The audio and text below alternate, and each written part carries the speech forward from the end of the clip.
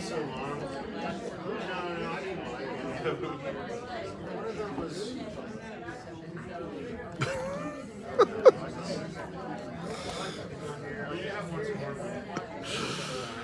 Okay, hopefully.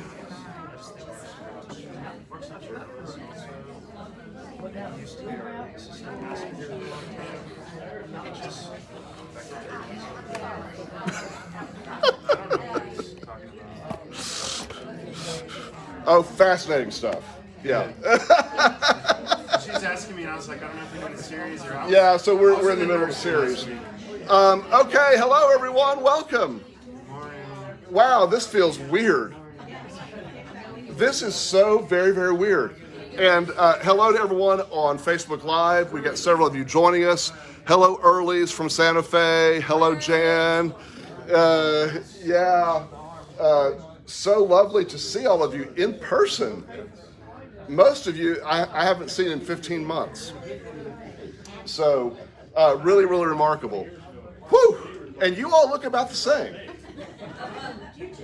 Yeah, no, I don't. There's like 10 pounds more of me, more beard of me, and less brain of me. More beer. That's not my. I have other vices. That's not mine. Oh, what a delight to be here, and thanks to Charlene for getting everyone organized last week. We were in Denver for a wedding, and in case you aren't in the wedding scene, all the weddings that got postponed over the past year and a half are happening rapidly now. And if you're in the wedding business, hang on. One of our sons plays in a big cover band that does high-end weddings, and he's booked 2 or 3 times a week now, which is good. But he's here. He's the one who's here. Yeah. So. Didn't do your son any good, but divorces are pretty big too. Divorces are pretty big too. Like, oh my God, we got through that now.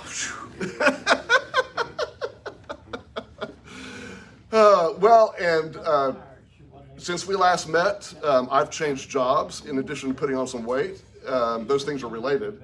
The pandemic, and it is weird to walk in here without a suit on, but it's also really wonderful not to have to wear a suit right now. I'm all in favor of it. So, new life. All right, so we've got several new folks. Charlene? Yes. Okay, we want to welcome today, and I'm watching it on my iPad, and it's a little delayed because comments will be monitored, and that Sandy Newman, M-O-N, has been with us she is a church member, and she has been with us in Discovery Class Live on Facebook. Laura Hearn is visiting with us today. Laura Haney has brought with her Carol Valentine, who is a new member and is visiting Discovery today. Wonderful. Thank you, everyone. So glad to have you all with us. As you can tell, we're an intergenerational class, and we're also sort of an anything goes class. So we've been 15 months without a real good venue for discussion. So I anticipate some conversation today. I'm teaching a series called To Tell the Truth. And we're several weeks into this. We're going to continue in that series today, but with just a little bitty detour that sticks on the subject, but is relevant to the week. Many of us are former or recovering Southern Baptists. Right? A lot of us are. That's where we've come from. And unless you've been living under a rock, you know that the Southern Baptist Convention annual meeting is happening in Nashville this week, Tuesday and Wednesday. And you probably also know that it's the most contentious it's been in 25 years. And every major news outlet in America Wall Street Journal, New York Times, Washington Post, Politico, CNN, everybody out there in the past week has had some sort of story about the Southern Baptist Convention. This is how big it is. It really has not been this controversial since 1990. What are they arguing? That's what we're going to talk about. I want to give you a little preview to understand the news you're going to read this week in the context of talking about truth. Because there really is a common thread here, and I would love your questions about this. And if you really want to know more about this, I'm doing a webinar this afternoon. Hey guys, welcome, so glad to see you. I'm doing a webinar this afternoon at 4 o'clock that you can sign up for through the B&G website with some heavy hitters. I called us SBC Exiles, and I've been challenged on that. I think maybe the better term would be SBC Runaways. It's not so much that we got exiled as that we left. But Bill Leonard, who many of you know, is going to be on there with me. Susie Painter, who many of you know, is going to be on there with me. My dear friend Marv Knox is going to be on there with me. Wendell Griffin, who is a judge in Arkansas and a Baptist pastor, and one of my columnists is going to be on there with me. And Linda McKinnish Bridges, who you may not know as well, but Linda has been around through all of this and was most recently, she's now retired from being president of Baptist Theological Seminary at Richmond. So she's got a great perspective. So we're all old timers, and I've been.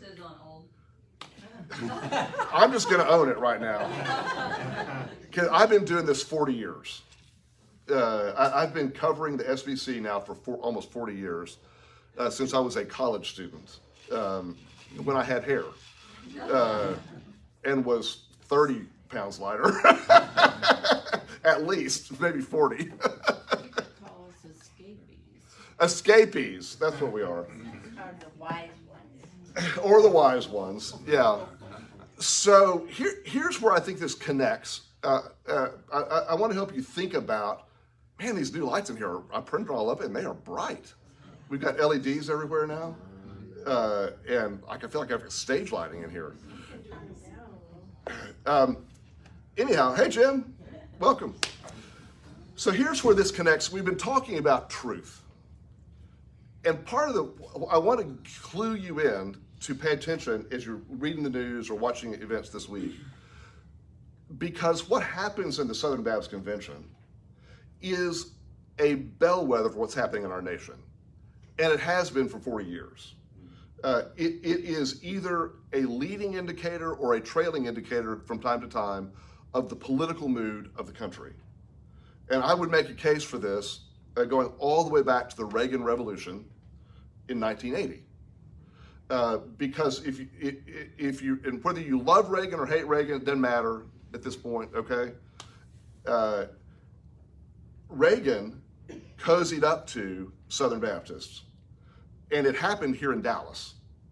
It happened right here down at Reunion Arena when it was there, with a group called the Religious Roundtable that was led by a guy named Ed McAteer, who was a member at Bellevue Baptist Church in Memphis, Adrian Rogers Church. And Ed was a Colgate toothpaste salesman who was very successful. I knew him well, spent a good bit of time with him. He's one of those guys who, even though he and I saw things completely differently, he loved to talk. And I wrote a lot about him, went to a number of his events.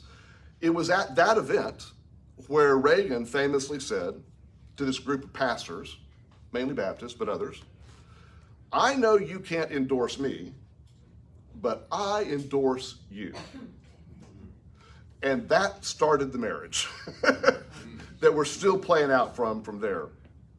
But I want to take you back even further into the past, because if we're going to talk about truth and how this all plays out, so much of our lives are built around truth as we see it. And we've talked about that in our lessons before. And one of the challenges we all have is understanding the truth of where we've come from. And the reality of the Southern Baptist Convention is that it was founded on a lie. Now that, I'm not saying lots of good hasn't happened through the SBC. It has. Many of us are here because of it.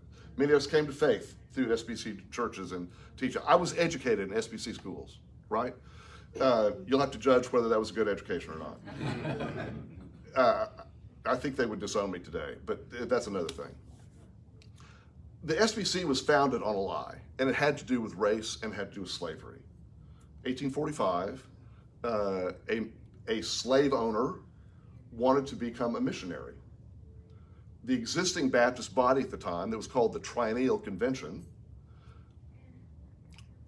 was divided over whether a slaveholder could serve as a missionary. And it split that body into two. And it created the Southern Baptist Convention and the Northern Baptist Convention. The Northern Baptist Convention today is known as the American Baptist Churches in the USA. They later changed their name. For many, many years, there was, here's a great word, a comity agreement, C-O-M-I-T-Y, between North and South, that Southern Baptists would work only south of the Mason-Dixon line, and Northern Baptists only work north of the Mason-Dixon line. And that's why you didn't have as many Southern Baptist churches until about the 50s, 1950s, north of the Mason-Dixon line. And the westward expansion sort of changed all that. Because what happened with migration was you had all these Texans and Arkansans and Oklahomans and Louisianans, some Georgians maybe, who fled westward in the early 20th century with the westward migration and landed in Arizona and New Mexico and California and other points west. And they got there and decided, we want our Southern Baptist churches. And so they started Southern Baptist churches there. And that sort of changed the whole dynamic of this. And over time, the comity agreement sort of fell apart, and Southern Baptists, being especially aggressive in their evangelism, started churches everywhere. So this is how the SBC took its Southern roots and exported them all over the country. One of my favorite memories that I love to tell the story of when I was working for the SBC Home Mission Board back in the day, I went to a church in California that had a sign out front that said, they had multiple congregations that met in that building. And it said, like Korean Baptist Church and Filipino Baptist Church and Southern Baptist Church. It didn't give the name of the it was identified culturally as Southern Baptist Church. And I think that tells you what you need to understand about the export of this idea. Now, tying into the issues we're all dealing with culturally today, we were not alive to make those decisions about slaveholders being missionaries or not. We can't go back and change history, but we can learn from the history that's happened.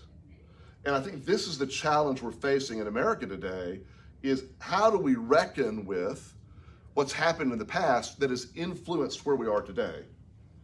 No one's asking you to go back and say, I apologize for my racist ancestors who I never met. That wouldn't even do any good, but we can acknowledge that that's where we've come from. And this is one of the problems that the SBC has been dealing with for decades. It wasn't until near the end of the 20th century, I can't remember the year exactly, David, you may remember, when the SBC finally passed a resolution repenting of its racist origins and acknowledging it was founded over slavery. It took 150 years for that to happen. And yet, these ideas still persist within the convention today. One of my friends who writes for me is a young black man who lives in Atlanta, born and raised in the Atlanta area, super conservative pedigree, went to Liberty University for undergrad. All right, this is not a liberal place, right? Went to the modern day New Orleans Baptist Seminary for a master's degree, not a liberal place, and yet has been able to see the problems that are going on.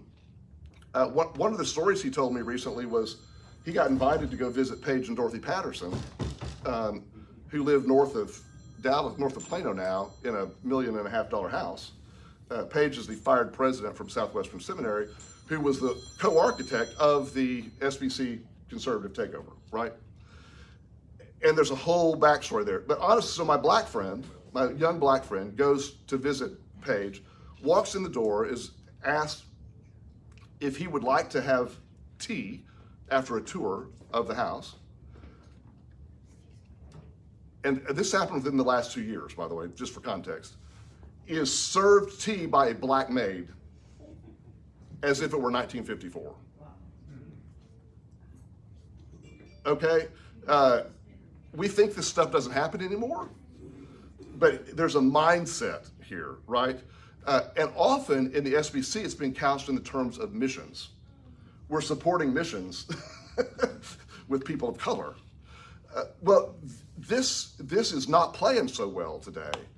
And over the past year, we've seen a number of black Baptist pastors leave the SBC. And depending on what happens this week, you're probably going to see more leave. It depends on how several things go. There's another untold story to this, though.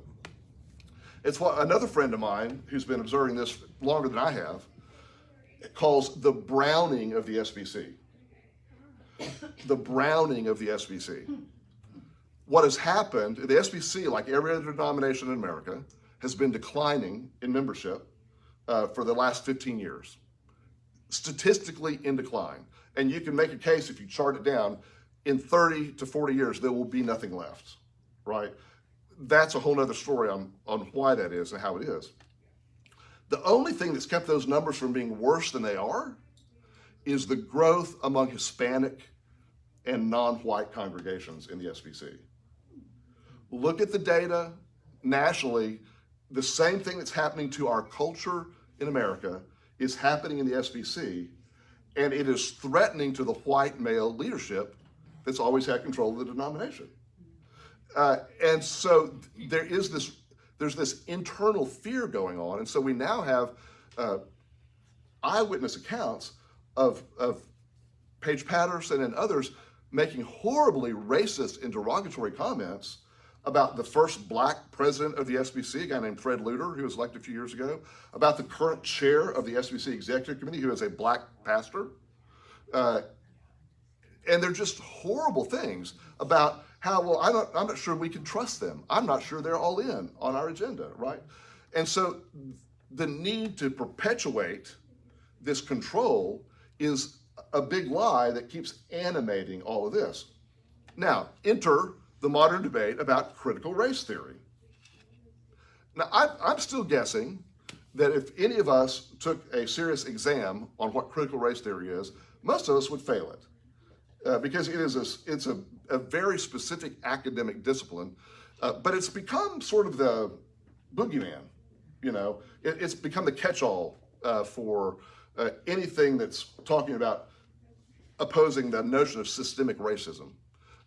And organizations founded in slavery that didn't admit they were founded in slavery. This is the same idea. So you have the 6 SBC seminary presidents last November, right after Thanksgiving, come out with this statement denouncing critical race theory, and it's not going to be taught here.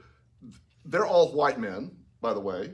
They didn't consult a single person of color before they did this. There's been a backlash to this, and they've just doubled down. So one of the things you're going to watch for next week is a huge debate over critical race theory, which is a proxy for discussing slavery and race, right?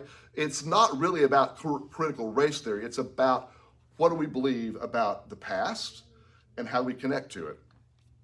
The people who want to hold on to power are so tied up in this that they have drugged their feet on a number of issues, including race. But the other one that's the big thing to watch for is sexual abuse. Because in 2018, the Houston Chronicle and the Austin American-Statesman collaborated on an enormous series of articles about sexual abuse within SBC churches and in the denomination. It was damning. And one of the reasons this matters is Southern Baptists and the rest of us alike have smugly keep pointing fingers at the Catholic Church as if they're the only ones with a problem. And the Houston Chronicle pointed out, hello Baptists, you've got a problem too with this. So that didn't go down so well with the powers that be because it looks bad, right? And you don't want to tell the truth when it looks bad, right? And in fairness, I've got a quote here, and you'll hear this quote again later in a few weeks. A very dear friend of ours who was who's a white male, who was head in a moderate Baptist, very prominent in our side of the debate, was head of an agency, and one of my other dear friends worked for him and said to him one day when they were having this huge financial crisis, we've got to tell the truth about this thing. And his response was, this classic, he said, we are going to tell the truth. We're just going to tell it one page at a time.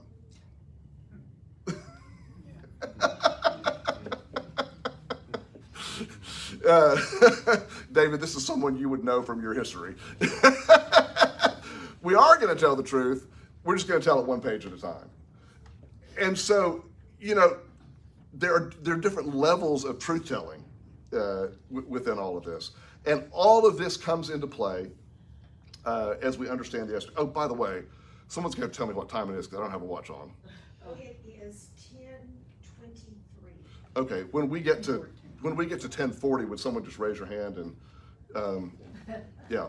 So sexual abuse is the other thread on this. You've probably heard the name Russell Moore. Russell has been head of the SBC Ethics and Religious Liberty Commission, and this used to be called the Christian Life Commission. And Carol's father, Foy Valentine, was head of that agency back in the day, and so there's a lot of history there. Russell is an interesting character because he's come through a very conservative pedigree, but he also has a bit of a heart on some issues that we would care about too. He's pro-immigration. He's pro-ecumenical relations. He is in favor of dialogue with people rather than generally slamming them. He most notably got slammed for being a Republican never-Trumper, right? This was like the straw that broke the camel's back. Except he doesn't see it that way. He sees it all as being about his defense of women who were sexually abused. So his agency put on a conference in 2019 called Caring Well that was in response to the Houston Chronicle articles. And there they had a woman named Rachel Denhollander, thank you, who was the first accuser of Larry Nassar, the Olympic gymnastics coach. Very prominent figure. She was a speaker. And she called out the SBC Executive Committee for mistreating a friend of hers who was an employee of Lifeway Christian Resources, the old Baptist Sunday School Board, who had reported being sexually abused by a seminary professor in an SBC seminary. And it was not handled well. Well, that just set off the powers that be because we're paying for you to have this conference, and you shouldn't be talking bad about us at this conference. Right? And so we've now had secret tape recordings of conversations that have been leaked, letters that have been leaked. It's like national politics, right? All that's going on in the last 2 weeks. And that's all leading up to this. So you have all these streams sort of coming together. You've got race, sexual abuse, you've got the dealing with history, and there's all sorts of other issues that are behind the scenes that normally would be blockbusters themselves, but they're sort of getting shoved under the rug on this. The root problem, I think, is the inability to tell the truth about the organization. And it would be better to say, you know what, we made some mistakes. We're going to do better. But that's not the road they've chosen to take. Instead, they've doubled down and said, we've got to keep control over this. And if that sounds like a national political strategy, It should, because it's the same thing, right? It is the same need to control the narrative, even when it would be better to say, we're going to do better, right? Yes, I've talked too much. Let's have some conversation. Same thing, different venue. Over the last couple of weekends, big stuff in Greenwood outside, Tulsa. The whole Tulsa Race Massacre, Tulsa right? Race Massacre. You know, Mayor of Tulsa apologizes, everybody's doing good stuff. Oklahoma legislature in its infinite wisdom passes a law saying, yes, we get it, we're sorry. You can't teach that in public schools. Yeah, which is reverse. So remember, I grew up in Oklahoma public schools through 11th grade, 90 miles from where this thing happened. Never heard of it. I, honest to God, never heard of the Tulsa Race Massacre until last year. And I learned about it by watching Watchmen on HBO, which, by the way, was a very good show. Because part of the plot, and I thought, well, I wonder if that's a historical event. And I went and looked it up, and sure enough, it was. And I thought, how come I never knew about that? Because the truth was never told. It was suppressed, right? And if this is happening in Tulsa, Oklahoma, you can be, as they used to say on Laugh-In, you can bet your bippy. Just dated myself again. Those were Southern Baptists involved. Because who is the dominant religious force in Oklahoma? It is Southern Baptists. I know, I'm from there. Some of you are as well. So excellent point. Other comments, observations, questions? Well, I have a comment, but it might be sort of the opposite. Okay. Not totally opposite, because I agree with everything you're saying. And the critical race theory thing has been a thing, like every school board in the area has had parents, like major uprisings over, a lot of the schools we have woke, or the district have woke book clubs, and Right. there's been a huge fight against that. It's been based all around LGBT and critical race theory stuff, as far as the parents that are angry and crazy and out of control and have to be escorted out of meetings. But, and I don't think, like the thing you're talking about in Oklahoma where they apologize and then they said it can't be taught in school, that's not a sincere apology. But I do think, I'm wondering how we're ever gonna turn things around, for people, because also people that actually do, like Beth Moore, for example, who, you know, has taken a stance now and maybe apologized for not taking it so quickly. Right. A lot of people are still like, it's too little too late, or why is she still against this, or why is she still against that? Like, there's no room for people to grow, because if people do, and I'm not talking about people that get caught and they apologize because they got caught, like, you know, whatever. Right. But if people do actually try to be a little bit more open, but they don't, like a lot of people you're naming, I know would not be on board with our church, because Right. they still are very outspoken about certain issues, but they're at least taking steps in the right direction. But it's like an all or nothing thing. If they don't, they're not like, you know, I've been wrong on all these issues, and people just like reject it. So I don't know the way that things are ever gonna turn around, because most of the time, if they say we were wrong, people are like, yeah, you were wrong, but they don't, there's no forgiveness, there's no like restoration or restorative building. Yeah, so let me just repeat the question for those who are online. The comment is about not having a middle ground, but people who are trying to make progress on some of these issues, but aren't going to get all the way over, at least not yet. How do we deal with it? And I think it's an outstanding observation. It's an outstanding question. And this is part of our national problem as well. We're so polarized that you've got door number one, you've got door number two. And what a lot of people need is door number 2, 3, and 4 sort of in between, or at least a walkway, you know, or a breezeway or something between those two things to say, I'm not here and I'm not here, but I'm sort of on a journey somewhere in the middle. And I think that's an excellent point, that we've got to allow that. And this is why people are dropping out of church. This is why the SBC is in decline, and yet churches like us aren't reaping the benefit of it. Because you're right, we're too far the other way. For many of that crowd, I mean, some of us have come along over time, right? But it's a long distance from here to here, And we've got to allow some grace in the middle. And there are some places like that, but we don't hear about them because they don't make the news. Jim?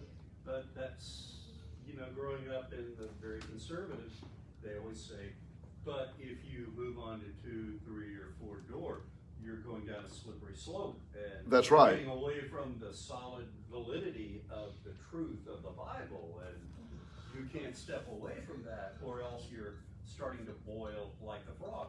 Right, yeah, frog in the kettle. Yeah, exactly. Charlene? Ellen Minning. I just learned about another one in Wilmington, North Carolina, could have been South Carolina, I can't remember, that resulted in an actual coup of elected officials. Many black people were murdered and run out of town. Business was burned down. Yeah, there's also a very famous race massacre in Wilmington, North Carolina, that is similar to the Tulsa Race Massacre. Yes? Isn't Juneteenth also a suppression? Well, yeah, so we're coming up on Juneteenth. What is today? It's the 13th, yeah. Why are we celebrating a suppression of information? So, yeah, the story of that is that the news of the Emancipation Proclamation didn't make it to Texas for a long time. And I've had an interesting conversation with some of my black friends about how to talk about this and what is the point at which you say slavery ended in America officially. And what they say is the black scholars I've talked to, it's not the Emancipation Proclamation, because that didn't change enough. It's only when the law is changed to make it absolutely illegal, which happens, another 2 years later, right? 2 or 3 years later. And even then, we have the backlash to this as well. So excellent question. And Juneteenth is a great reminder of what we don't know. Yeah, especially as white folks. Mark, regarding the Tulsa event that was just in the news, 12 years of school in Mississippi, I never heard a word of that. Even in college, and I attended 4 years there as well. Never mentioned in any of the history classes. Right, yeah, I think we all have similar experiences. Ann? The other thing that I didn't know about until, I guess last year, and I read the book Killers of the Flower Moon, which covered the terrible treatment of the Osage Indians in Oklahoma and Yeah, County. that's a good, so the book Killers of the Flower Moon. Killers of the Flower, yeah, right, which talks about the Osage mistreatment, right. Yeah, so there's all sorts of things that they can connect with this. How does this relate to our series on truth? The point I want to make is all of us benefit and don't benefit from the ignorance of where we've come from, right? There is a movement that says where we've come from doesn't matter. Let's just ignore all of that. Great example of that today, there's a story that's come out about Jared Kushner's work in trying to forge peace in the Middle East. And his response, and he's Jewish, right, is, I don't want to talk anything about the history. We're just going to ignore all the history of the Middle East conflict. And we're going to start fresh, right? Well, okay, I can understand how in some contexts that might work. But we know that when you don't understand your history, you're doomed to repeat it, right? And wise people learn the history and build on it and adapt to it. And that's what I think we're called to do now, is to learn the truth of where we've come from, even if it's painful.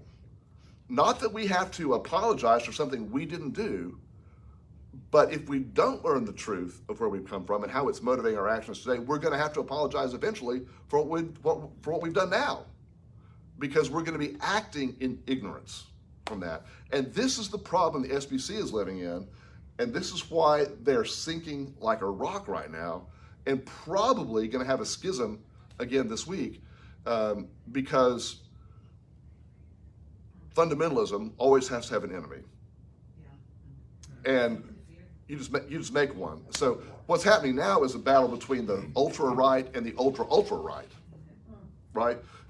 It's not the old days of us so-called liberals, but people who are like Russell Moore are being called liberal, and I think that's a smear on the word liberal. 5 minutes. Okay. I hope all this makes sense. I hope you'll pay attention this week. If you want to know more about this, I invite you to sign up and join our webinar this afternoon at 4 o'clock. Some great folks on that. But this will be in the Dallas Morning News. It'll be on TV. It'll be on all your cable channels this week. Be watching this. And as you do, keep in mind the filter of origin story, about the pervasive issue of race and gender in this. They both sort of come together on this. And I would say pay attention to how many people of color you see speaking. It's not going to be many. Most of the talking heads you're going to see from within the SBC are going to be white men. And it's like, I love this Facebook meme that's been going around this past week in general. If you're around a table talking about a controversial issue about some group of people, and you look around and notice there's no one representing that group of people at the table, you might not want to pay attention to what's being said. Right? Okay. And how this whole thing this week, I mean, how does it impact us here in this church? I mean, because we're Baptists also? Yeah, so we still have Baptist in our name, right? And like we say, we're a different kind of Baptist. But not everyone understands that. And, that baggage we carry, because we all get smeared with this. And it's not just Baptists, it's Christianity in general that gets smeared by this. And that's the difficulty we face is, for those who want to be against the church, this is an easy brush to pick up and paint us with, right? And so I think we've got to be always ready to give a defense for the faith that we have, to explain how we're different, who we are, why this matters to us. And that's simply just telling your own story, to be open to that, right? Carol Ann? I was going to say, this is sort of back on what we were talking about. You talked about sexual abuse. Right. Texas is I think the top state involved in sex trafficking. Yeah, Dallas. And Right. we are, and I don't know if that's connected with the Southern Baptist, but. Interesting point. Jim? I noticed, didn't get to read it, but in this month's CBF magazine, an interview with a young man who graduated from Southwestern Seminary and who comes out of the Southern Baptist Convention background, just like so many of us, is interviewed. And I wondered I didn't get a chance to read the article or the interview, but what's that about? You would know. I just got that in the mail yesterday. I haven't read it yet, so I don't know the answer to that. Yeah, Really curious. yeah. All right, we're at the end of our time, and I haven't figured out yet how we're going to handle prayer requests moving forward. Well, I think we have to take it off here. Offline. What time is it? Is it 10:45? No, it's 10:38. Oh, okay. So for prayer requests, we're going to say goodbye to our online folks. Thank you for joining us today. And we're going to take our prayer concerns offline here at the end of the lesson. Is that all right? That's fine. We have a couple of more comments. Oh, okay. Before we leave, comments. Which, from Nikki Bell, what an excellent prequel to the SBC. From Paul Early, that he assumes SBC is struggling financially with their membership decline. And Ellen, frankly, I'm tired of some Christians saying I'm not really a Christian if I don't agree with their interpretation.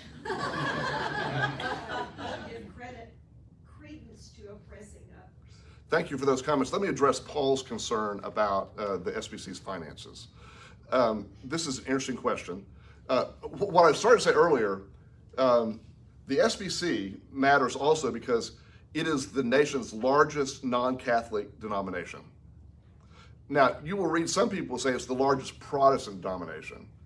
And if you're a denominational insider, you know that's bad language, because historically, Baptists do not consider ourselves to be Protestants. That's a whole nother thing. So anytime I'm writing about this, I will say Southern Baptists are the nation's largest non-Catholic denomination. And still, by far, even with their decline. And finances have been up and down and rocky through this. So overall, the trend is down a little bit. But one of the things that's happened to the SBC, as has happened to a lot of churches, is that over time, they have become wealthier because the SBC is not, even the SBC is not so much a working class denomination anymore as much as it was maybe in my childhood, right? And so there had been more resources there, and there's been a big push on this. So the financial decline does not appear to match the numerical decline that's happening, but the two things are linked. They're just not linked in direct proportion to each other. So I think we'll continue to see that happen over time. Well, and schools like Baylor have said, we want your money. Right. And so you've had a lot of the universities that have distanced themselves from the state Baptist conventions and so forth, and that's a whole nother story that's also interesting, but that would take 2 more lessons to get into. All right, we're going to say goodbye to our folks online here.